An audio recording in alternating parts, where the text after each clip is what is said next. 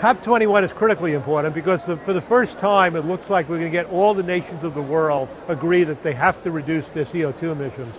The way it's being done as a bottoms-up agreement. Every country is saying how much they're willing to reduce their emissions.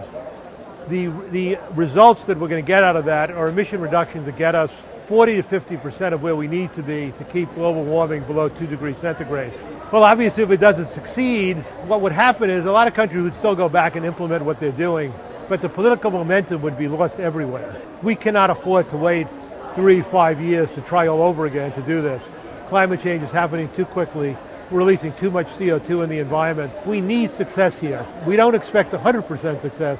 We're not going to solve the issue, but we need to have a very strong start and have the mechanisms in place to maintain that and strengthen it. It's something that affects us all, whether it be rural communities or urban communities. But the other reason it's important is because it gives us an opportunity, small communities in rural France or in rural Europe, an opportunity to share our story and to share our innovative solutions, to exchange with others, and COP21 presents a platform for that exchange to happen. It's an opportunity to learn from other people what they're doing in their countries, which gives us ideas on what we can take back to rural communities in France or in rural communities in Europe. You know, you get really discouraged, but climate change is a huge problem, and it's a problem that sometimes feels inaccessible to people.